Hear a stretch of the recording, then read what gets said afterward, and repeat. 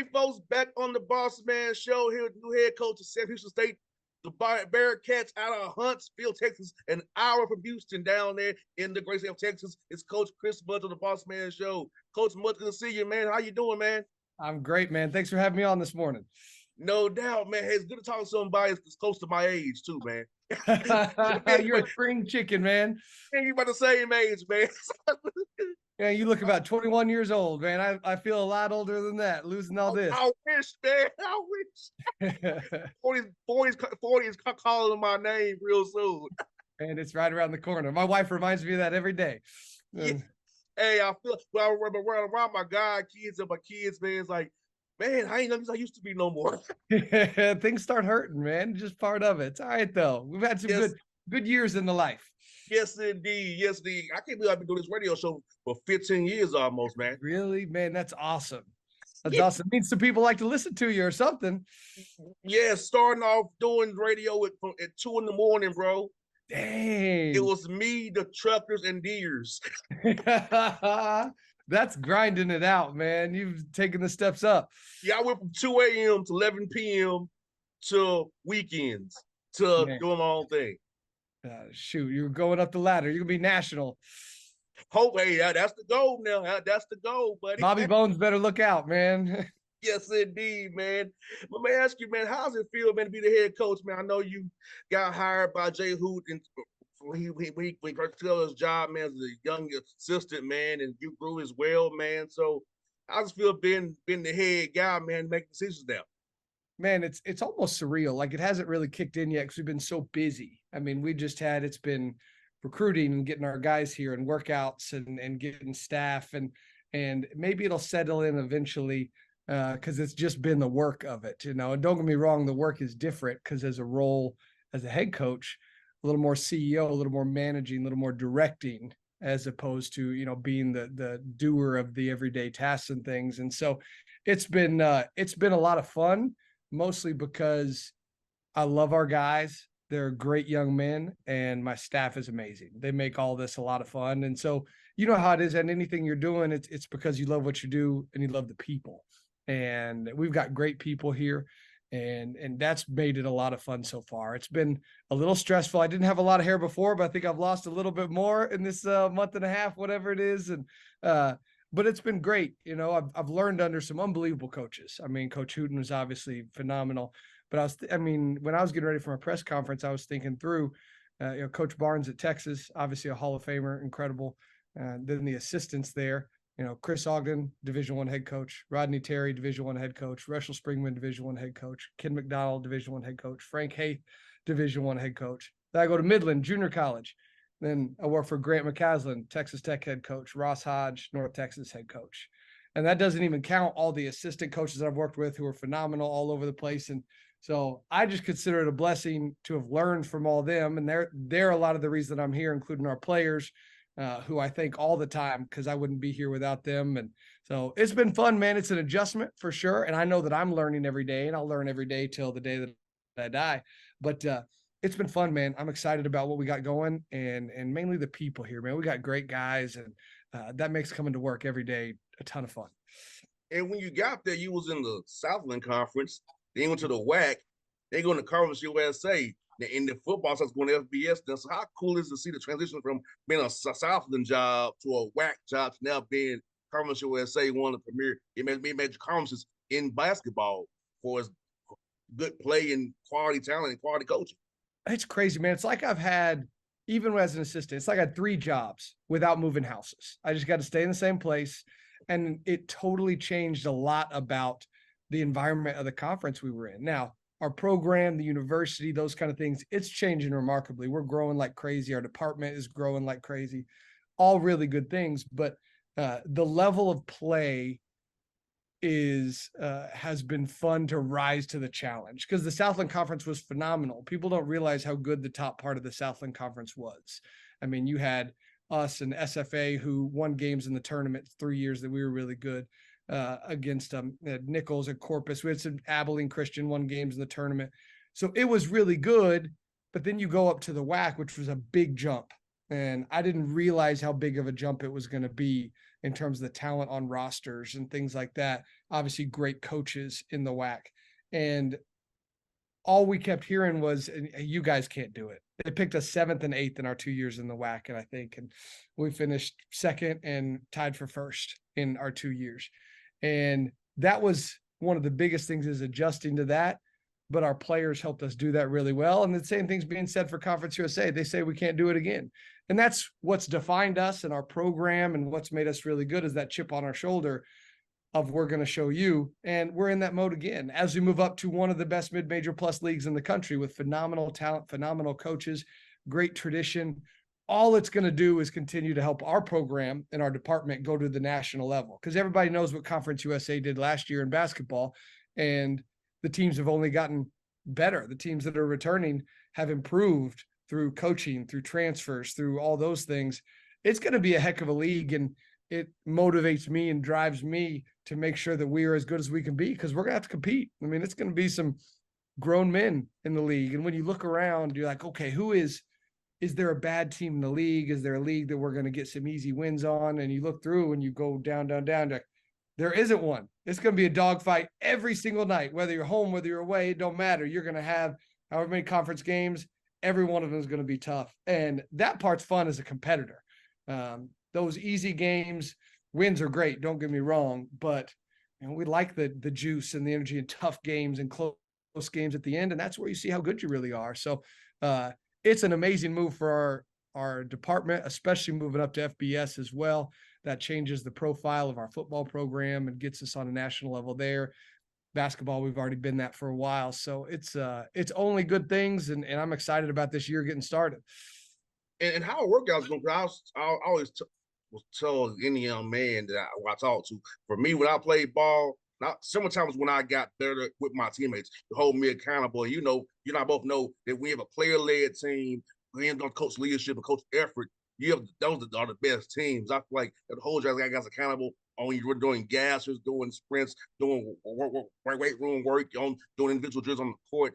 That was pushing you to be better, because this time you got one class or 2 classes max. You're focused on being a basketball player right now.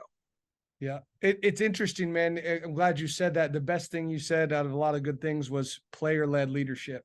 And part of the reason that our culture has been so good, and I think as coaches, we've done a good job of that, but culture doesn't continue unless the players are doing it every day. And we've got unbelievable returners. We have 6 guys coming back who are telling the new guys what it means to be here. And obviously we're holding accountable, but it is so much better taken and absorbed and understood when the guys that have been here are telling them, hey, you missed that line by an inch. That's not good enough. We don't do that. Or this is the detail you're missing, or your energy, your intensity isn't what it needs to be Sam Houston basketball. And over the summer, we're doing a lot of things. We're teaching, we're getting technique, we're getting guys better individually. But the most important thing that's happening right now is our guys are learning what it means to be in Sam Houston basketball. And they're learning it the hard way, because it's hard. You know, that first summer when you get there, I mean, the first couple of weeks, those guys couldn't raise their arms up to shampoo their hair. I mean, they were struggling, but it's the good struggle, and they're getting through it, and they're learning how to fight through adversity. And it's been great so far. Our returners have been unbelievable. Our new guys have really risen to the challenge and are still learning, which has been really good. And we're kind of putting our own mark on the program and doing things that is going to build it our way, but continue to have the toughness and the leadership and the winning that we're doing with the new guys and the returners. So it's been a great summer so far. We've seen, a ton of development. Our guys are really close. They spend a lot of time together, which is really important. And we got another month. Our second session starts July 6th, and we'll have everybody here and, kind of see how much of a jump we can make together. So it's a fun time of year right now. 100%. Let's get Coach Mudge. Being in Conference USA, I know the calculus changes for non-conference games. So now are you buying people? People don't really want to buy you anymore. So now the more maybe 2-for-1s, home and homes. How was that chess match game been going on since you ain't Conference USA? First being in the Southern Conference, you're just getting bought most of the time trying to find games. We've been lucky to be really good here. And, last year we beat Oklahoma and Utah. So it definitely was a lot harder to get people to buy us this year, because we knocked off a couple of them last year. And those were really good teams. We had a good team as well. Scheduling Coach Hooten used to do all of it, and he wanted to handle it himself and was really good at it. And so I didn't have a ton of experience other than kind of helping here and there with him on it. So it was a new thing for me and something that is totally different than anything else I can do. And so it was a learning curve, and it was fast. And I love our schedule. It's going to be difficult. It'll be, like normal, like we have been, one of the better mid-major pre-conference schedules in the country. And I'm excited. We're going to get tested. That's for sure. Because a lot of teams, it's hard to get games. And so we end up playing a lot of teams that other teams don't want to play either, and so we just end up saying, hey, we got to play each other. And at the end of the day, that's the fun part of it. That's the part that makes us really good. That's the part to get the best out of us when we go play another team that's going to be in the mid-major top 25 and battle it out. And it's going to make us better beyond that. So I love our schedule. We've got some really good home games, some Division I home games.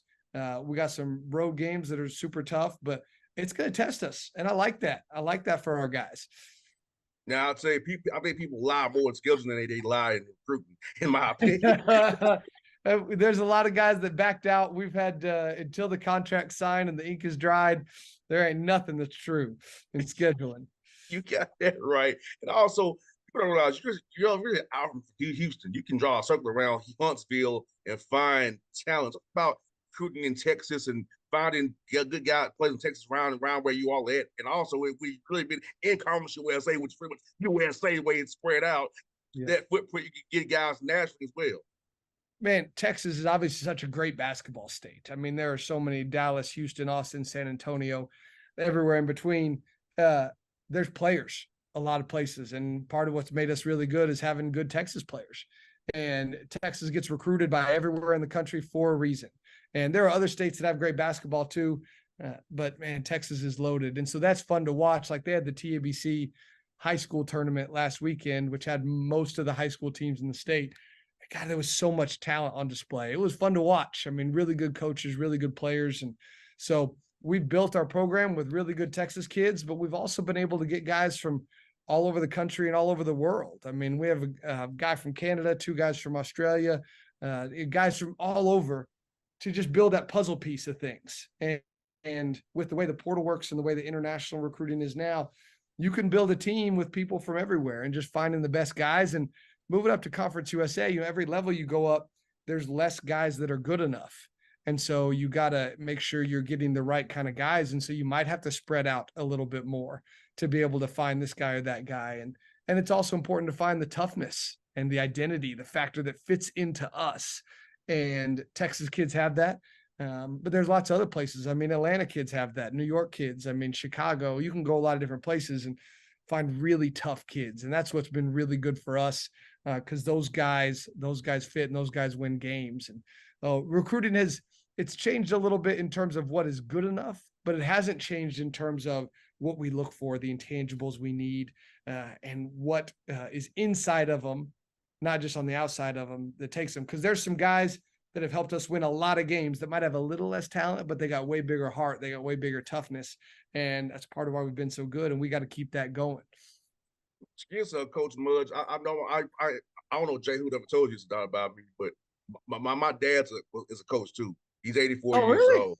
Yes, I'm That's a coach's awesome. kid. So I saw on Father's Day, like all the guys who he played for him, text and call him. I'm taking all these guys' weddings and different things, seeing their kids. So for you, man, like what was your why getting the coaching, and when did you know that you wanted to become a coach?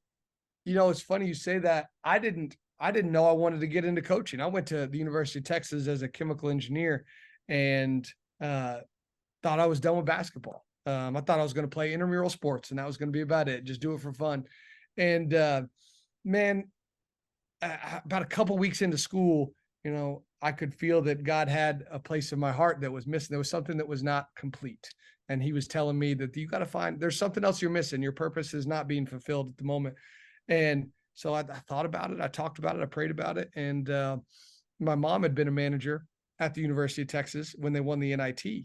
And she's like, why don't you try this out? You've loved basketball since you were yay big. And so I went and tried. And within a week of volunteering in the office, and I wasn't even fully with the team at the time, I was getting coffee. I was licking envelopes. I was doing mail outs. just doing whatever I could to get started. I just knew, that feeling of knowing that you're in the right place for the right reason with Mm-hmm. the right intent. And I just knew then. And it was it just a light went off. And so that's when I knew. But over time, obviously you learn about, not just the fun part of being a coach, because that was a fun time to be around Texas basketball. I mean, Texas basketball was really taking off. That was TJ Ford's year going to the Final Four. We obviously were really good after that. And so that part is fun, but that's not the lasting part of this. And over time, you see that, like you said, those relationships and the people is what matters in all this. God put us here as coaches to lead young men to figure out life. And it's a 40-year, 50-year relationship, not just a 4-year one. And so that's the thing that's been really cool, is over time to see how relationships develop and change. I mean, when I first got here to Sam Houston, I was only a couple years older than some of these guys, but they're also guys that been able to see develop and grow into men and dads and husbands and businessmen and create a life for themselves. And I absolutely love that. I mean, the guys that I stay in touch with, it's now long enough. We've been here at Sam 13 years, was coaching JUCO for a couple of years. Those guys are all, they played pro for a while, and now they're into the next phase of their life, and seeing that we've been a part of helping them set that up where they can have a great job, have their own company. They got a beautiful wife, wonderful kids, and they're great dads. Man, that's way more meaningful than wins and losses. And don't get me wrong, we're hired and fired off wins and losses, but we are not judged by God by wins and losses. We are judged by the effect, by the leadership, and being the Christian leader that he calls us to be, not just saying that we are. And so I absolutely love when those guys call. I mean, I had a former player call me at 10 o'clock last Friday night. And I answered thinking, like, man, something's wrong. He just wanted to talk. And it had been, it'd been like 2 months since we had talked, and he just wanted to talk. And I feel blessed and lucky that we have that relationship, that he feels like he can do that still. And if I can have that impact, if I can help these guys figure out life, whether we win or lose on the court, we're going to win or lose. I mean, we're going to win in life. And that's the eternal win that we go look for. And we've been lucky to also have great young men that want to have a relationship and want you to be close and want a family atmosphere like we have here. And that's part of the reason it's been so good to stay here and be here, and with Coach Hooten and with their other coaches and players. And we're striving to keep that going for sure. It's funny you say that, because I'm gonna tell you a quick story. Last year, Lake Point in Atlanta, during the Under Armour event, one of the college basketball insiders, who I won't name, was very upset with me because the coaches were all smiling and talking to me. They was all talking to me about this. We was having a good time, shooting the breeze, right? And I said to him, I'm gonna tell you why they happy to be around me. I'm not transactional. I'm trying to get information out of them, and I'm a real person. When they have games, I take some great game, great win. I'm actually their friend and a support system that does not want something from them. Yeah. That's why they're happy to be around me and talk to me and smile. Not like with you. What do you want now? Right. But that's my whole thing, Coach Mudge. I want to use my platform to help you all, because a lot of times people don't talk to you all. It's you win a lot, or something bad happens. I want to talk to you just because I want to talk to you. No doubt. That's when real friendships and real people matter. They matter. And it's hard in life and in business, and in this business especially, like you said, very transactional. But there's lots of good people, and appreciate you for that. No doubt. Coach Mudge, it's been a great time to meet you, man, having the show, man. Jay Hoop said you would be great, and he did not disappoint him. He said you would be great, and you were great, man. And I appreciate you so much. Man, I'm going to be down at Lake Point for the live period, so we got to get together.